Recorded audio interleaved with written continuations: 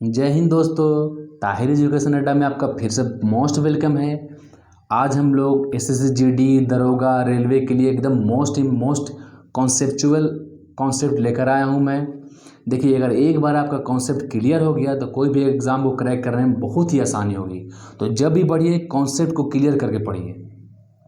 चलिए स्टार्ट करते हैं हम लोग। अब प्लीज़ अगर नए हैं तो चैनल को सब्सक्राइब कीजिए, हर कॉन्सेप्ट को आपको क्लियर किया जाएगा। चलिए स्टार्ट करते हैं हम लोग। पहला प्रश्न है, धन्वंतरि तथा कालिदास किसके दरबार में रहते थे? एकदम गौर समझिएगा। देखिए, धन्वंतरि कौन है? तो जो धन्वंतरि हैं वो आयुर्वेद से रिलेटेड है, आयुर्वेदिक चिकित्सक हैं। क्वेश्चन आएगा कि धन्वंतरि जो आयुर्वेदिक चिकित्सक हैं किसके दरबार में रहते थे? तो चंद्रगुप्त द्वितीय के दरबार में रहते थे। फिर बोलेगा कालिदास किसके दरबार में रहते थे? तो चंद्रगुप्त द्वितीय के दरबार में रहते थे। चंद्रगुप्त द्वितीय को विक्रमादित्य के नाम से भी जाना जाता है। एकदम कॉन्सेप्चुअल है, एकदम कॉन्सेप्ट से याद कीजिएगा, ठीक है। धन्वंतरि कौन है? तो आयुर्वेद से रिलेटेड है, यानी आयुर्वेदिक चिकित्सक हैं। किसके दरबार में रहते हैं? तो चंद्रगुप्त द्वितीय के दरबार में। कालिदास किसके दरबार में? तो चंद्रगुप्त द्वितीय के दरबार में। अगर कालिदास की पुस्तक की बात किया जाए तो बहुत ही इंपॉर्टेंट है इनका पुस्तक, एकदम गौर समझिएगा। देखिए, इनके पुस्तक में आता है मेघदूत, कुमार संभव, मालविका अग्निमित्रम, अभिज्ञान शकुंतलम, रघुवंशम। ठीक है, किसका पुस्तक है? तो कालिदास का पुस्तक है। फिर एक बात समझिएगा, मेघदूत, कुमार संभव, अभिज्ञान शकुंतलम, मालविका अग्निमित्रम और रघुवंशम मोस्ट इंपॉर्टेंट है, ये याद रखिएगा। धन्वंतरि और कालिदास किसके दरबार में? तो चंद्रगुप्त द्वितीय के दरबार में। देखिए, कॉन्सेप्ट खाली स्टेट मारने से नहीं होता, कॉन्सेप्ट अगर क्लियर रहेगा तो कोई भी एग्जाम आसान हो जाएगा। दूसरा प्रश्न है, भारत ने अपना पहला परमाणु परीक्षण कब किया था? तो भारत ने अपना पहला परमाणु परीक्षण जो है 18 मई 1974 को किया था। कब किया था? 18 मई 1974 को किया था। कहाँ किया था? तो ये राजस्थान के पोखरण में। राजस्थान जो है ना, वहीं पोखरण एक जगह है, वहीं पर 18 मई 1974 को पहला परमाणु परीक्षण किया था। इसका नाम क्या दिया था? तो इसका जो नाम दिया था स्माइलिंग बुद्धा। क्या नाम दिया था? स्माइलिंग बुद्धा। क्वेश्चन पूछता है ये, पहला परमाणु परीक्षण का नाम क्या दिया था? तो स्माइलिंग बुद्धा दिया था। कब हुआ था? तो 18 मई 1974 को। तो 18 मई 1974 को जो पहला परमाणु परीक्षण हुआ था, उसमें भारत के प्रधानमंत्री कौन थे? तो उसमें भारत के प्रधानमंत्री श्रीमती इंदिरा गांधी थी। और राष्ट्रपति कौन थे? तो उस समय राष्ट्रपति वीवी गिरी थी। ये ध्यान रखिएगा, बहुत ही इंपॉर्टेंट है, ठीक है। और एक जो ज़्यादा इंपॉर्टेंट है कि उस समय परमाणु ऊर्जा आयोग के अध्यक्ष कौन थे? जब पहला परमाणु परीक्षण हुआ 18 मई 1974 को, तो उस समय परमाणु ऊर्जा आयोग के अध्यक्ष कौन थे? तो उस समय अध्यक्ष थे HN सेठना, याद रखिएगा। क्वेश्चन नंबर 3 देख लेते हैं हम लोग। दूध की उत्पादकता को बढ़ाने के लिए ऑपरेशन फ्लड की शुरुआत कब की गई? ठीक है, मोस्ट इंपॉर्टेंट है ये। देखिए, क्वेश्चन आएगा कि ऑपरेशन फ्लड संबंधित है किससे? तो दूध की उत्पादकता को बढ़ाने के लिए, दूध से संबंधित है, ठीक है। बाढ़ मत मार दीजिएगा, ऑपरेशन फ्लड संबंधित है दूध से, याद रखिएगा। तो ऑपरेशन फ्लड की शुरुआत कब की गई थी? तो 1970 में ऑपरेशन फ्लड की शुरुआत की गई थी। ऑपरेशन फ्लड संबंधित है दूध से, ये बहुत ही इंपॉर्टेंट है क्वेश्चन। 4 नंबर क्वेश्चन देख लेते हैं। चौसा का युद्ध कब हुआ था? देखिए, गौर सुनिएगा, कॉन्सेप्ट क्लियर कीजिए, एकदम सबको समझ में आ जाएगा। चौसा का युद्ध कब हुआ था? तो 26 जून 1539 को चौसा का युद्ध हुआ था। कब हुआ था? 26 जून 1539 को चौसा का युद्ध हुआ था। किसके किसके बीच में हुआ था? तो शेर खान प्लस हुमायूं, शेर खान प्लस हुमायूं के बीच में, ठीक है। इसमें शेर खान की जीत होती है और हुमायूं की हार होती है। इसी चौसा युद्ध के बाद, जीतने के बाद, शेर खान जो क्या करता है? शेर शाह की उपाधि धारण करता है, शेर शाह की उपाधि धारण करता है, ठीक है। तो शेर खान शेरशाही का नाम है, याद रखिएगा। चौसा का युद्ध 26 जून 1539 को हुआ है। शेर खान प्लस हुमायूं के बीच में, इसमें शेर खान की जीत होती है और हुमायूं की हार होती है। इसी जीत के बाद शेर खान शेर शाह की उपाधि धारण करता है। चौसा है कहाँ? तो बिहार के पास बक्सर, बिहार का एक बक्सर जगह है, वहीं पास चौसा जगह है, याद रखिएगा। मोस्ट इंपोर्टेंट क्वेश्चन है। 5 नंबर क्वेश्चन देख लेते हैं। भारतीय राष्ट्रीय कांग्रेस का प्रथम गांव में अधिवेशन कब हुआ? पहले समझेंगे हम लोग भारतीय राष्ट्रीय कांग्रेस की स्थापना कब हुई। तो भारतीय राष्ट्रीय कांग्रेस की जो स्थापना हुई है 1885 में हुई है। किसने किया? A.O. ह्यूम ने किया। ठीक है, भारतीय राष्ट्रीय कांग्रेस की स्थापना A.O. ह्यूम ने किया है 1885 में। ठीक, कहाँ? तो मुंबई में किया, याद रखिएगा। चलिए, तो जब इसकी स्थापना होती है तो बहुत से अधिवेशन होते हैं। तो क्वेश्चन बोल रहा है कि भारतीय राष्ट्रीय कांग्रेस का प्रथम गांव में अधिवेशन कहाँ हुआ? तो प्रथम जो गांव में अधिवेशन हुआ है फैजपुर अधिवेशन। फैजपुर है कहाँ? तो पश्चिम बंगाल में। पश्चिम बंगाल का एक गांव है फैजपुर। ठीक है, पश्चिम बंगाल का एक गांव है फैजपुर, वहीं पर 1937 में इसका अधिवेशन हुआ। इसकी अध्यक्षता किसने किया था? तो इसकी अध्यक्षता जो किए थे पंडित जवाहरलाल नेहरू ने। बहुत ही इंपॉर्टेंट क्वेश्चन है। ठीक है, प्रथम गांव का अधिवेशन कब हुआ? 1937, फैजपुर। फैजपुर है कहाँ? तो पश्चिम बंगाल में, याद रखिएगा। इसकी अध्यक्षता किसने किया? तो इसकी अध्यक्षता पंडित जवाहरलाल नेहरू ने किया था। नेक्स्ट क्वेश्चन देख लेते हैं। ज्ञानी जैल सिंह की समाधि स्थल को क्या कहा था? जहाँ आदमी डेथ करते हैं तो उनकी बड़े बड़े जो आदमी होते हैं उनकी समाधि बनती है। तो ज्ञानी जैल सिंह जो भारत के राष्ट्रपति थे, ज्ञानी जैल सिंह भारत के राष्ट्रपति थे, जो उनकी डेथ हुई तो उनकी जो समाधि बनी तो उनकी समाधि को एकता स्थल कहा गया। क्या बोला गया है? एकता स्थल। ठीक है, और उसके बाद और देख लिया जाए, डॉक्टर राजेंद्र प्रसाद के समाधि स्थल को महाप्रयाण घाट, भीमराव अम्बेडकर के समाधि स्थल को चैत्रा भूमि, महात्मा गांधी के समाधि स्थल को राजघाट। सब क्वेश्चन बहुत ही इंपॉर्टेंट है, याद रखिएगा। देखिए, हम लिखा नहीं पाता अच्छा से, हम जितने भी क्वेश्चन बोलेंगे सब इंपॉर्टेंट है, एकदम गौर से सुनिएगा। क्वेश्चन है, प्रथम आंग्ल मराठा युद्ध किसके किसके बीच हुआ? देखिए, आंग्ल का मतलब होता है अंग्रेज। ठीक है, तो प्रथम आंग्ल मराठा युद्ध हुआ था पहले कब? पहले समझिएगा। तो ये हुआ 1775 से 82 के बीच में। ठीक है, ये टाइम पीरियड है आंग्ल मराठा युद्ध, यानी अंग्रेज और मराठा के बीच में युद्ध हुआ था। प्रथम आंग्ल मराठा युद्ध 1775-1782 के बीच में। उसमें जो अंग्रेज अध्यक्ष थे वो थे वारेन हेस्टिंग्स। कौन थे? वारेन हेस्टिंग्स, याद रखिएगा। और वारेन हेस्टिंग्स के बारे में बता दूं मैं, ये प्रथम वायसराय या प्रथम अध्यक्ष बता दूं, ये पहले अध्यक्ष हैं वारेन हेस्टिंग्स जिन पर महाभियोग चला है। याद रखिएगा, क्वेश्चन पूछता है कि कौन पहले अंग्रेज अध्यक्ष थे, गवर्नर थे जिन पर महाभियोग चला? तो वारेन हेस्टिंग्स पर महाभियोग चला था, याद रखिएगा। नेक्स्ट क्वेश्चन है, दीवाने कोही की स्थापना किसने किया? देखिए, दीवाने कोही है क्या, समझिएगा। तो दीवाने जो कोही है वो है कृषि विभाग। क्या है? एक कृषि विभाग है। इसकी स्थापना किसने की थी? तो मोहम्मद बिन तुगलक, इसको पागल बादशाह भी कहा जाता था। ठीक है, तो क्वेश्चन आएगा दीवाने कोही क्या है? तो दीवाने कोही एक कृषि विभाग है। इसकी स्थापना किसने की? तो मोहम्मद बिन तुगलक ने की। अगर मोहम्मद बिन तुगलक के बारे में बात किया जाए तो उसी के समय मोरक्को देश का निवासी इब्न बतूता भारत आया था। किस देश का था? तो मोरक्को का था। कौन यात्री था? इब्न बतूता, याद रखिएगा। इब्न बतूता की पुस्तक है एक बहुत इंपॉर्टेंट, रहेला। ठीक है, इब्न बतूता की पुस्तक है रहेला। ये क्वेश्चन पूछेगा रहेला किसकी पुस्तक है? तो इब्न बतूता की पुस्तक है। इब्न बतूता किसके दरबार में आया था? तो मोहम्मद बिन तुगलक के शासनकाल में आया था, याद रखिएगा। ये मोरक्को देश का था। अब मोरक्को देश की राजधानी कहाँ है? तो रबात। नेक्स्ट क्वेश्चन देख लेते हैं, चंदावर का युद्ध कब हुआ? जो चंदावर का युद्ध हुआ है वो है 1194 में। किसके किसके बीच?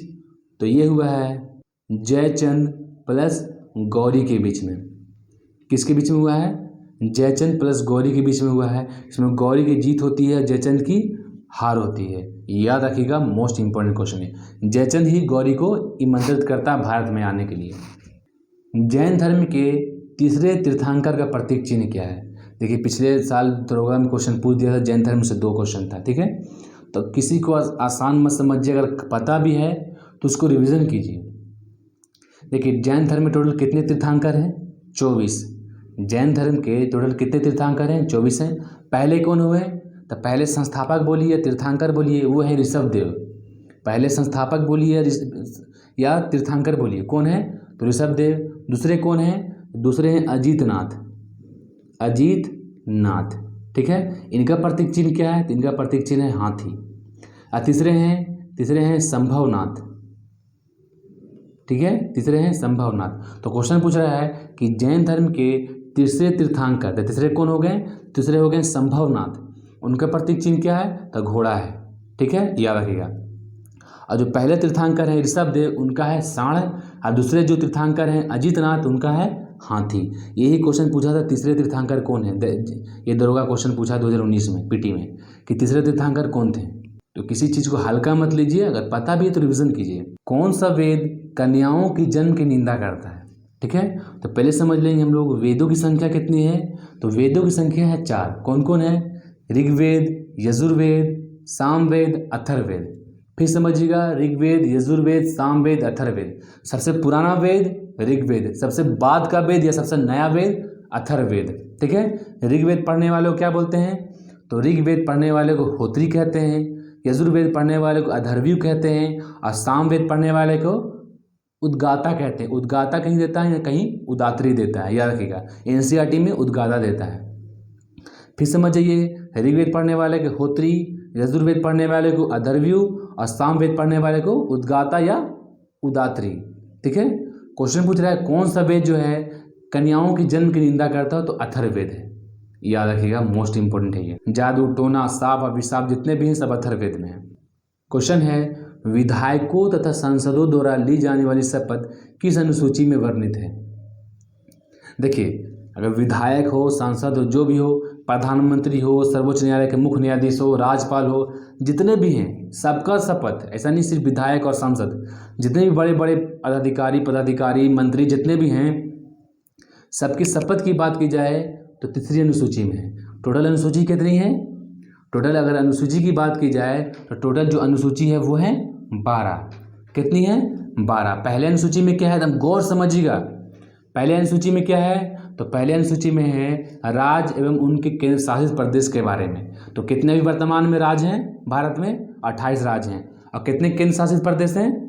तो 8 केंद्र शासित प्रदेश है। इंपॉर्टेंट है, याद रखिएगा। दूसरी अनुसूची में क्या है? तो दूसरी अनुसूची में विधायक, सांसद, मंत्री, मुख्यमंत्री, राज्यपाल, राष्ट्रपति, प्रधानमंत्री, सबके वेतन के बारे में, सबके वेतन के बारे में बात किया जाए तो किस अनुसूची में है? तो दूसरी अनुसूची में है। और जितने भी वेतन जो आदमी रिलेटेड हैं वही आदमी शपथ अगर बात की जाए तो तीसरी अनुसूची में है, याद रखिएगा, बहुत ही इंपॉर्टेंट है। और चौथे अनुसूची में क्या है? चौथे अनुसूची में है राज्यसभा के सीटों का बंटवारा। चौथे अनुसूची में क्या है? तो राज्यसभा के सीटों के बंटवारे। अब पांचवें अनुसूची में है SC/ST के प्रशासन के बारे में, SC/ST के प्रशासन के बारे में। छठे अनुसूची में है सिर्फ ST के प्रशासन के बारे में 4 राज्य में। कौन कौन? असम, मेघालय, मिजोरम, त्रिपुरा। ये 6 हो गया। 7 में आइए, 7 में है सूची। सूची के अंदर 3 आता है, एक संघ सूची, राज्य सूची और संवर्धित सूची, हो गया। 8वें अनुसूची में है भाषा। कितने भाषा में वर्तमान में? तो वो है 22 भाषा को मान्यता दिया गया है। ठीक है। 9वें अनुसूची में है भूमि सुधार अधिनियम। 10वें अनुसूची में है दल बदल कानून। 11वें अनुसूची में है पंचायती राज और 12वें अनुसूची में है नगर पालिका। याद रखिएगा, एकदम इम्पोर्टेंट है ये। नेक्स्ट क्वेश्चन देखते हैं हम लोग। भारत में किसी राज्य को विशेष राज्य का दर्जा किस फॉर्मूले के आधार पर दिया जाता है? क्वेश्चन कई बार पूछा है ये, याद रखिएगा। तो ये है गॉडविल फार्मूला। ठीक है, गॉडविल फार्मूले के आधार पर विशेष राज्य का दर्जा दिया है। विशेष राज्य का दर्जा का मतलब देखिए, जिस राज्य में बेरोजगारी ज़्यादा हो, जनसंख्या घनत्व ज़्यादा हो, वो क्षेत्र पहाड़ी इलाका में आता हो, सबको देख एक कैटेगराइज किया गया है। ठीक है ना, एक क्राइटेरिया बनाया गया, उसी के हिसाब से विशेष राज्य का दर्जा दिया जाता है। तो किस फार्मूले पर? तो गॉडविल फार्मूले के आधार पर दिया जाता है, याद रखिएगा। किसी तत्व का रासायनिक गुण कौन निर्धारित करता है? तो किसी तत्व का जो रासायनिक गुण है वो इलेक्ट्रॉनों की संख्या के आधार पर निर्धारित होती है कि उसका रासायनिक गुण कितना है। ये इंपॉर्टेंट क्वेश्चन है, कई बार एग्जाम में पूछता है। नेक्स्ट क्वेश्चन देखते हैं, बहुत ही ज़्यादा इंपॉर्टेंट है। क्वेश्चन बोला जा रहा है कि भारतीय राजनीतिक इतिहास में अभी तक कुल कितनी बार दोनों सदनों की संयुक्त बैठक हुई है? देखिए, अगर सदन की बात, संसद कैसे बनता है? संसद बनता है लोकसभा प्लस राज्यसभा प्लस राष्ट्रपति। ठीक है, शॉर्ट में लिख देता हूँ, लोकसभा, राज्यसभा प्लस राष्ट्रपति, इन तीनों अगर मिलेंगे तो क्या बनेगा? संसद बनेगा। ठीक है, यानी पार्लियामेंट बनेगा। क्वेश्चन आएगा संसद के कितने सदन हैं? तो संसद के सिर्फ 2 सदन हैं, याद रखिएगा, एक लोकसभा और राज्यसभा। सदन बोलेगा तो 2। आइए क्वेश्चन पूछेगा संसद के कितने अंग हैं? तो संसद के 3 अंग हैं, लोकसभा, राज्यसभा, राष्ट्रपति। लेकिन पूछेगा संसद का कितने सदन है, तो 2 सदन, लोकसभा और राज्यसभा। तो शॉर्ट में बता दे रहा हूँ, जब पढ़ाऊँगा संविधान तो समझाऊँगा डिटेल से कि अगर किसी मुद्दे पर कोई बिल आया और किसी मुद्दे पर अगर एक दूसरे में मन मुटाव होता है या राज्यसभा लोकसभा में और ज़रूरी है वो मुद्दे पर बिल मतलब पास करना, तो राष्ट्रपति क्या करता है, संयुक्त अधिवेशन बुलाता है। संयुक्त अधिवेशन मतलब लोकसभा को भी आना है और राज्यसभा को भी आना है। किस अनुच्छेद के तहत? अनुच्छेद 108 के तहत। क्वेश्चन आएगा किस अनुच्छेद के तहत संयुक्त अधिवेशन की बैठक होती है, तो अनुच्छेद 108 के तहत। कौन बुलाता है? तो राष्ट्रपति बुलाता है। लेकिन देखिए गौर समझिएगा, राष्ट्रपति तो दोनों संयुक्त की बैठक बुलाता है राष्ट्रपति, लेकिन दोनों सदनों की संयुक्त बैठक की अध्यक्षता कौन करता है? तो लोकसभा अध्यक्ष। लोकसभा अध्यक्ष बुलाएगा राष्ट्रपति, दोनों सदनों की संयुक्त बैठक बुलाएगा कौन? राष्ट्रपति। किस अनुच्छेद के तहत? 108। लेकिन अध्यक्षता कौन करेगा? लोकसभा अध्यक्ष करेगा। तो अभी तक फ्यूचर में मतलब इतिहास में 3 बार संयुक्त अधिवेशन बुलाया गया है। बहुत ही इंपॉर्टेंट है, ध्यान समझिएगा। पहला बार समझिएगा, पहला बार कब किया गया? दहेज अनुमूलन अधिनियम। दहेज अनुमूलन अधिनियम कब? 1961 में। बस डेट याद कर लीजिए, मैं बोल रहा हूँ उसको समझिए। दूसरा है बैंकिंग सुधार।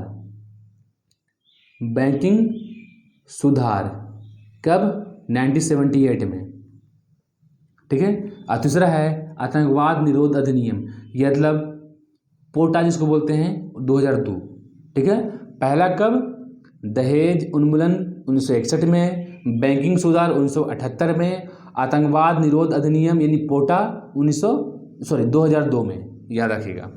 नेक्स्ट क्वेश्चन देख लेते हैं हम लोग। मराठों का मैकियावेली किसे कहा गया है? तो नाना फडणवीस को मराठों का मैकियावेली कहते हैं, ठीक है। भारत का मैकियावेली कौन हो गया? तो भारत का मैकियावेली चाणक्य को कहते हैं। देखिए मैकियावेली कहते किसको? तो देखिए जो कुटिल राजनीतिक में विशेषज्ञ हो, जो अपनी कुटिल राजनीतिक में विशेषज्ञ हो, उसको मैकियावेली की उपाधि दी जाती है। तो जानते हैं कि चाणक्य कितने अपने राजनीतिक कुटिलता में कितने परिपूर्ण थे, इसलिए भारत का मैकियावेली चाणक्य। और मराठों का मैकियावेली की बात किया जाए तो नाना फडणवीस, याद रखिएगा। आग का आविष्कार किस काल में हुआ था? तो आग का जो आविष्कार होता है वो पूरा पाषाण काल में होता है, ठीक है। लेकिन यहीं पर अगर बोल दिया जाए कि पहिए प्लस कृषि, कृषि प्लस पहिया का आविष्कार किस में हुआ है? तो वो है नवपाषाण काल में। नवपाषाण काल में, याद रखिएगा, ये इंपॉर्टेंट है। आग का आविष्कार पूरा पाषाण काल, दिमाग में रखिए, पूरे जगह में आग लग गया, ठीक है, तो पूरा पाषाण काल। और कृषि और पहिया दिमाग में लगाना, कृषि यानी नया नया फल, नए नए सब्जी और नया नया पहिया बनेगा, तो नवपाषाण काल में। इस तरह से याद कीजिएगा। अंतर्राष्ट्रीय श्रम संगठन, अंतर्राष्ट्रीय श्रम संगठन, ये इसको बोलते हैं इंटरनेशनल लेबर ऑर्गेनाइजेशन। इसका जो मुख्यालय है वो है जनेवा में। जनेवा है कहाँ? तो स्विट्जरलैंड में है। कहाँ है? स्विट्जरलैंड में है। और मैं बता दूं कि इसकी स्थापना हुई है वो है 1919 में। कब हुई है? 1919 में। बहुत ही ज़्यादा इंपॉर्टेंट है, कुछ पिछले दरोगा में पूछा है कि अंतर्राष्ट्रीय श्रम संगठन का स्थापना कब हुई? तो 1919 में हुई। इसका मुख्यालय कहाँ है? तो जेनेवा में है। जेनेवा है कहाँ? तो स्विट्जरलैंड में, याद रखिएगा। बिहार में लोकसभा तथा राज्यसभा की कुल सीटों कितनी हैं?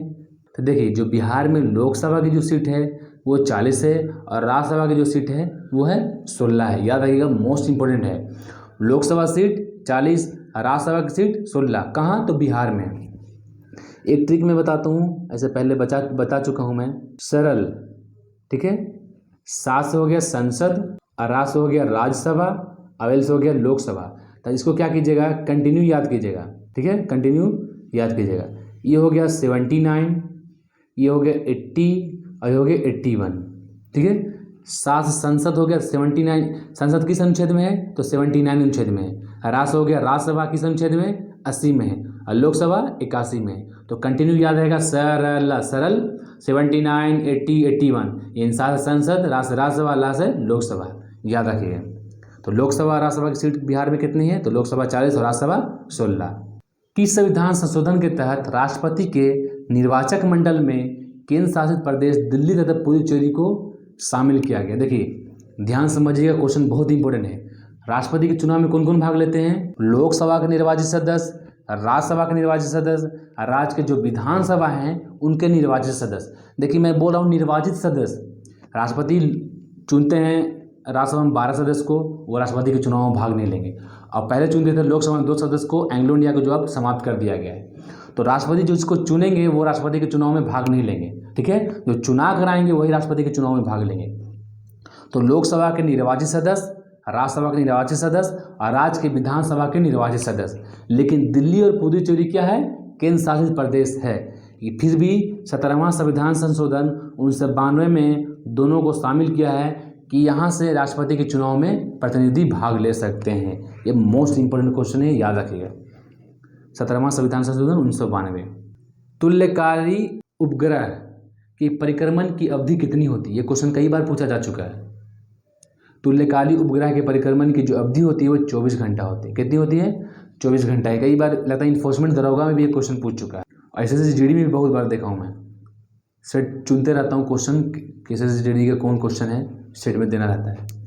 तो प्रकाश संश्लेषण के दौरान प्रकाशीय ऊर्जा किस रूप में परिवर्तित करती है? ये तो VVI है, ये सबके लिए रामबाण है। क्वेश्चन कई बार पूछते हैं जो प्रकाश संश्लेषण के दौरान प्रकाशित जो ऊर्जा है वो रासायनिक ऊर्जा में कन्वर्ट होती है। किस ऊर्जा में? रासायनिक ऊर्जा में कन्वर्ट होती है। पेड़ पौधे जो खाना बनाते हैं प्रकाश संश्लेषण के दौरान ही पेड़ पौधे खाना बनाते हैं। जैसे हम लोग जो खाना बनाते हैं वैसे पेड़ पौधे भी खाना बनाते हैं, याद रखिएगा। लेकिन उनकी प्रक्रिया थोड़ी सी अलग है। दल बदल विरोधी अधिनियम किस वर्ष पारित किया गया? तो दल बदल जो विरोधी अधिनियम है 1985 में पारित किया गया। देखिए अगर अनुसूची की बात किया जाए टोटल कितनी अनुसूची अभी है हमारे संविधान में? तो 12 अनुसूची है, ठीक है। 10वीं अनुसूची में दल बदल अधिनियम के बारे में बात किया गया है। किस अनुसूची में? टोटल कितनी अनुसूची हैं? 12 अनुसूची है।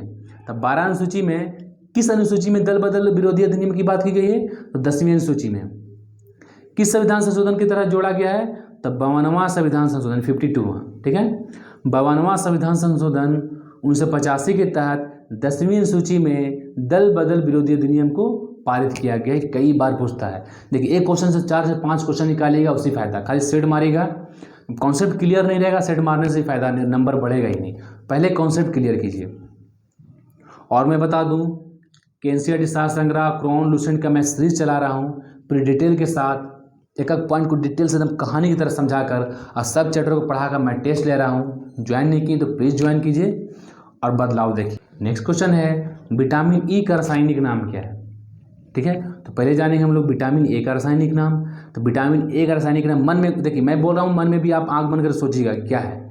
विटामिन A का रासायनिक नाम है रेटिनॉल, B का नाम है थायमिन, C का है एस्कॉर्बिक एसिड, D का है कैल्सीफेरॉल और E का है टेकोफेरॉल। और विटामिन K का जो कई बार पूछता है फिलोक्विनोन। ठीक है, फिर से काउंट कीजिए। Vitamin A retinol, B thiamine, C ascorbic acid, D calciferol, E tocopherol और विटामिन K जो है फिलोक्विनोन। कई बार एग्जाम में पूछता है। देखिए आप लोग को याद भी रहता तो आप लोग क्या करते, बढ़ा देते कि हमको याद है। ऐसा नहीं होना चाहिए, जितना बार रिविजन कीजिएगा उतना बार कंप्लीट होगा। पेड़ पौधे की टहनियों को हिलाने से फूल पत्ते का गिरना न्यूटन किस नियम के उदाहरण है? तो ये न्यूटन का पहला नियम है। ठीक है, देखिए न्यूटन का पहला नियम क्या बोलता है। पहले कितने नियम न्यूटन के? तो 3 नियम है, first law, second law, third law. ठीक है, इंपॉर्टेंट है। 2-4 फैक्ट मैं बता देता हूँ जो एग्जाम में कई बार आता है। देखिए न्यूटन का पहला नियम क्या बोलता है, कोई भी चीज़ अगर अपनी गति में चल रही है तो अपनी गति में ही चलती रहेगी जब तक कोई उस पर बाहरी बल न लगे।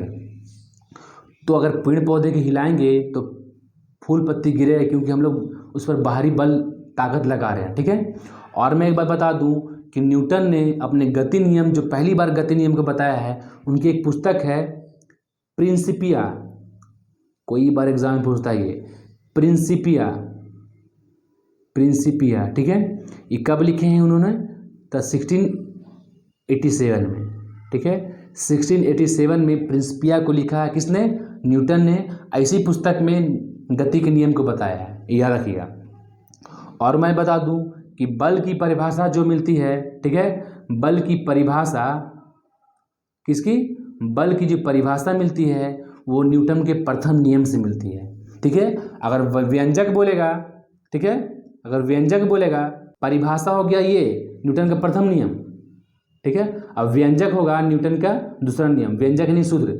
F इजकल टू ए में हम लोग पढ़ते हैं ना, mass into acceleration, force is equal to mass into acceleration पढ़ते हैं हम लोग, तो न्यूटन का दूसरा नियम सही है, ठीक है, याद रखिएगा। और मैं बता दूं कि न्यूटन के प्रथम नियम को गैलीलियो का नियम और जड़त्व का नियम भी कहते हैं। क्या कहते हैं? गैलीलियो का नियम और जड़त्व का नियम भी कहते हैं। किसको? तो न्यूटन के प्रथम नियम को। न्यूटन ने किस पुस्तक में अपनी गति के नियम को बताया है? तो प्रिंसिपिया पुस्तक में बताया। कब लिखा है? तो 1687 में लिखा है, याद रखिएगा।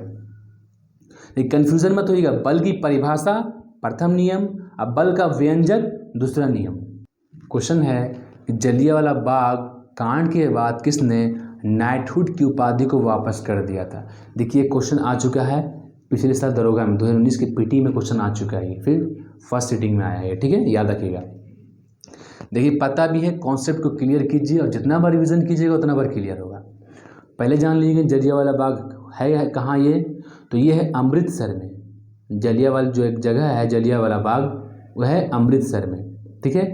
वहाँ हुआ था क्या? डॉक्टर सैफुद्दीन किचलू की गिरफ्तारी के विरोध में सब लोग इकट्ठा हुए थे और बहुत से जितने भी लोग थे सब निहत्थे थे।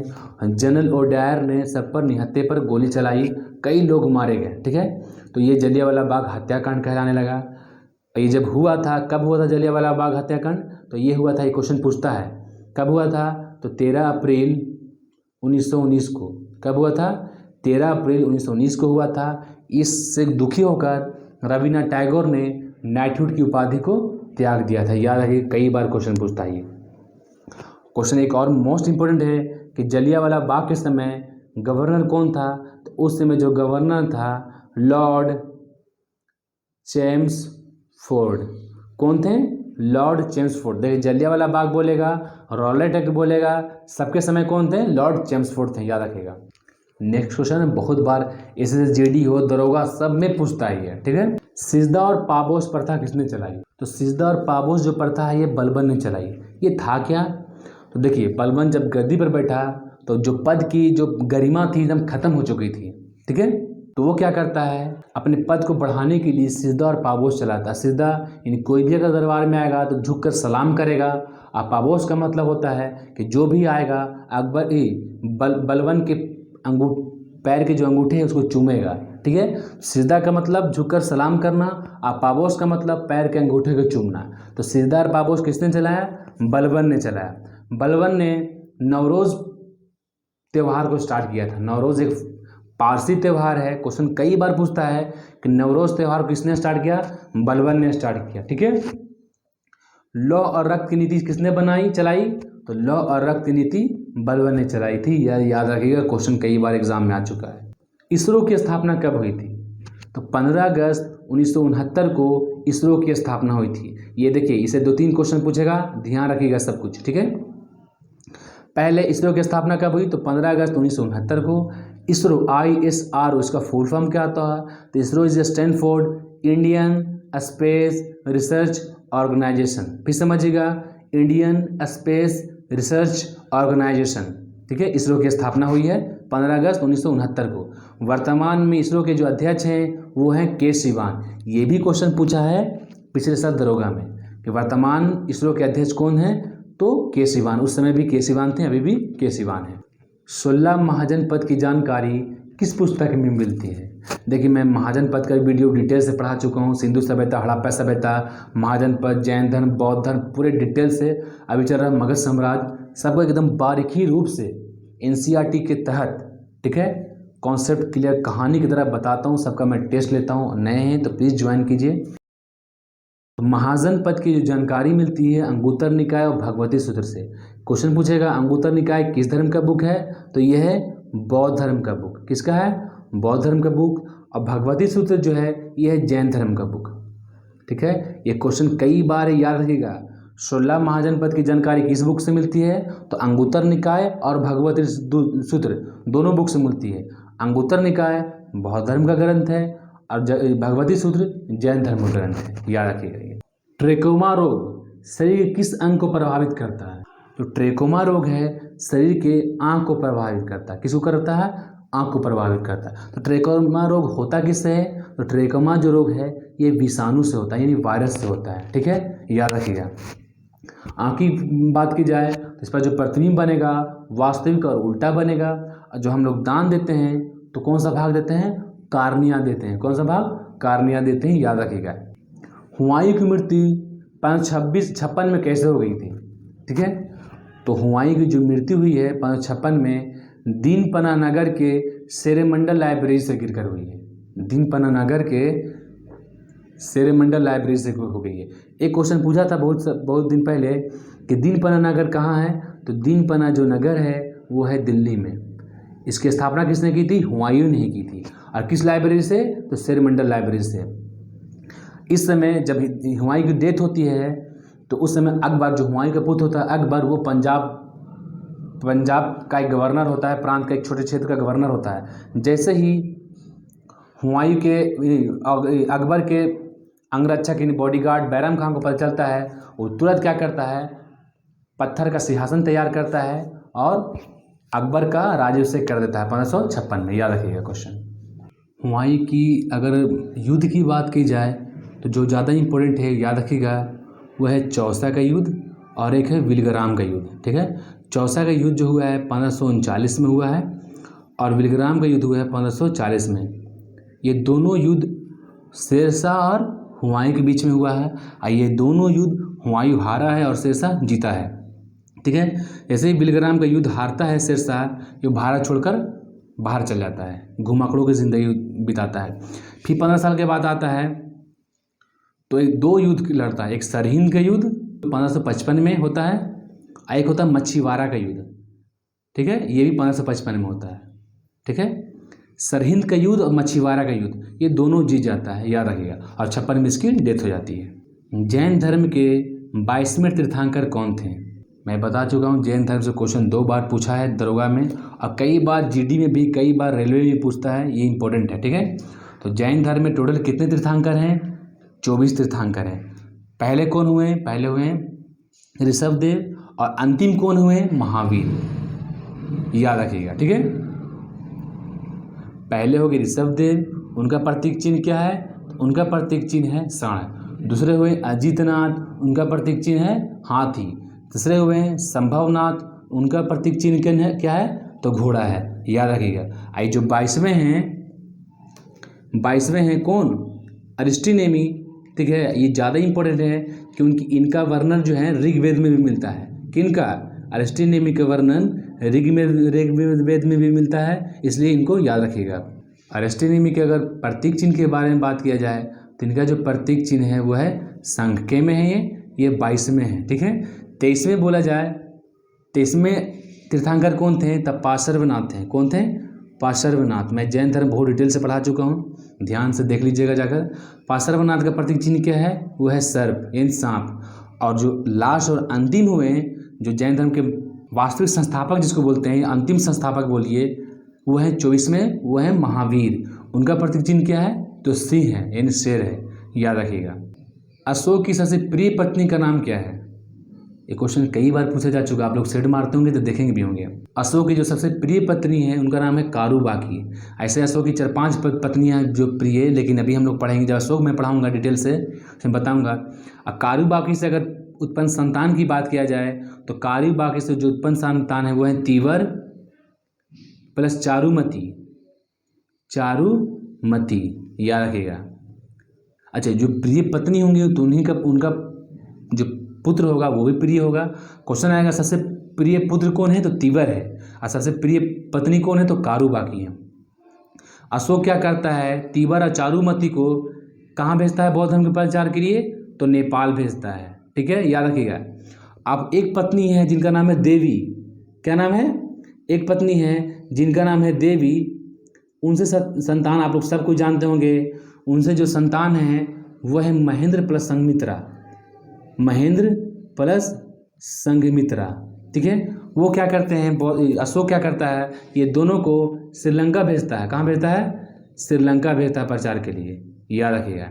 और तीवर और चारुमती को कहाँ भेजता है? नेपाल भेजता है। और महेंद्र संघमित्रा को कहाँ भेजता है? श्रीलंका भेजता है बौद्ध धर्म के प्रचार के लिए। फाउंटेन पेन किस सिद्धांत पर काम करता है? तो जो फाउंटेन पेन है केशिका क्रिया यानी केशिकत क्रिया के यानी जो तिल की बत्ती जो ऊपर उठती है केशिकत क्रिया के आधार पर, उसी तरह से भी फाउंटेन पेन काम करता है। ये भी क्वेश्चन पूछता है बहुत। आप देखे होंगे जहाँ पर बार्बर की दुकान पर जहाँ पर बाल कटता है, बाल पर जो स्प्रे होता है, फुहारा होता है, वो किस सिद्धांत पर काम करता है? तो ये बर्नौली के सिद्धांत पर काम करता है। ठीक है, याद रखिएगा। तो देखिए पार्ट बाय पार्ट हम लोग चलेंगे। आज 35 क्वेश्चन का पार्ट है, फिर 35 क्वेश्चन का पार्ट मिलेगा, फिर 35 क्वेश्चन का पार्ट मिलेगा। इस तरह से आप लोग को ज़्यादा लगेगा भी नहीं और पूरी तरह से कंप्लीट हो जाएगा। ज़्यादा SSGD में नहीं पढ़ना है, आप लोग भी पता है। जितना मैं पढ़ा रहा हूँ बस देखते जाइए, विविध को देखते जाइए, करंट को देखते जाइए, मैथ और रीजनिंग पर कमांड करते जाइए।